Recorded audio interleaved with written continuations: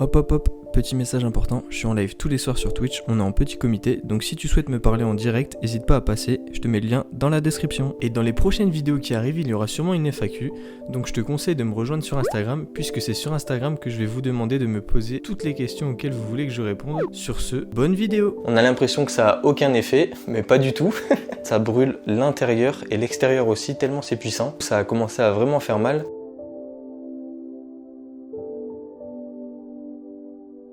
Yo les gens, c'est Brian, on se retrouve aujourd'hui pour une toute nouvelle vidéo. Comment ça va? Moi ça va super. Et toi Yoda, comment ça va? Tourner ta vidéo tu dois. Un homme fort de mes... Il est fou celui-là.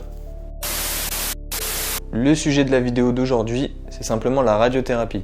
Parce que je ne mentionne pas, mais j'ai aussi eu de la radiothérapie durant tout mon traitement. Donc on va en parler aujourd'hui. Il existe 4 types de radiothérapie, mais dans cette vidéo on va en parler seulement de 2, tout simplement parce que je connais pas assez les autres types de radiothérapie pour en parler. Les 2 types de radiothérapie dont je souhaite vous parler, c'est simplement la radiothérapie externe et la curithérapie. Il faut savoir aussi que c'est des traitements nucléaires. La radiothérapie externe, qu'est-ce que c'est? Déjà, c'est un traitement utilisé contre le cancer. Ça consiste à utiliser des rayons ou radiations pour détruire les cellules cancéreuses. Pour la curithérapie, c'est une technique de radiothérapie mise en place par l'Institut Curie, d'où son nom curithérapie. Ça consiste à mettre une source radioactive à proximité de la zone malade, donc de la zone à traiter. Ça se met en externe, du coup c'est une opération et les 3 quarts du temps ça se fait en ambulatoire. Personnellement j'ai pas eu droit à la curithérapie, j'ai eu le droit à la radiothérapie externe. J'ai fait environ 30 séances de décembre 2017 à janvier 2018. C'est à ce moment-là que j'étais en rééducation pour la première opération de la jambe.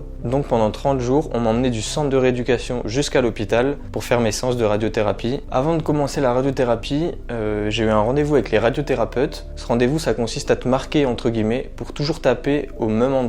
Donc en gros, pendant ce rendez-vous, ils te font passer dans une machine qui fait apparaître des faisceaux laser. Donc des faisceaux laser verticales et horizontales. Et lorsque les faisceaux laser se croisent, et ben c'est à cet endroit qu'on m'a fait les marquages en fait. Et ces marquages, c'est comme un tatouage. En gros, ils prenaient une petite aiguille qui trempait dans de l'encre et ils me l'enfonçaient à l'endroit où les faisceaux laser se croisaient. Du coup, moi j'ai les 4 points sur mon corps à vie, puisque c'est comme un tatouage. J'en ai 2 sur chaque extrémité des hanches, j'en ai un sur le ventre, et j'en ai un au niveau de l'aine. Alors pour mes jours de radiothérapie, en gros, les ambulanciers venaient me chercher au centre de rééducation vu que je faisais ma rééducation, j'ai fait ça en même temps. Et ils m'emmenaient du centre de rééducation jusqu'à l'hôpital. Une fois qu'on arrivait dans le service de radiothérapie, les ambulanciers prévenaient de mon arrivée et j'attendais mon tour, on était un peu à la queue leu-leu.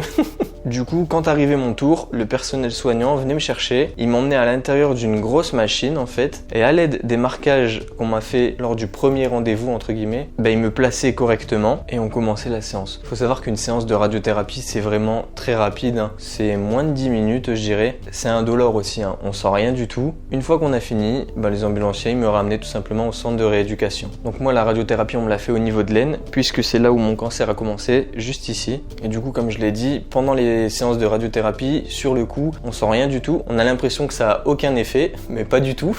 C'est à force d'enchaîner les séances de radiothérapie que là, on commence à s'apercevoir que si, ça a des gros effets en fait. Je vais essayer de retrouver une petite photo qui va vous parler, enfin qui va vous parler non, mais qui va, je pense, vous impressionner des effets de la radiothérapie. Parce qu'en fait, ça brûle l'intérieur et l'extérieur aussi, tellement c'est puissant. Après, c'est du nucléaire, donc c'est normal entre guillemets, mais ça cogne bien. Du coup, comme vous avez pu voir sur la photo, à force d'enchaîner les séances de radiothérapie, ma peau commençait à s'effriter un peu et j'étais plus ou moins à vif. Du coup, ça a commencé à vraiment faire mal, mais les radiothérapeutes te disent de pas toucher en fait, et ils te donnent une crème à appliquer après les séances pour aider ton corps en fait. La radiothérapie a des gros effets secondaires, et moi comme ça touchait ma vessie, pendant un moment j'avais des fuites urinaires. Ça va, j'en ai plus du tout maintenant, heureusement.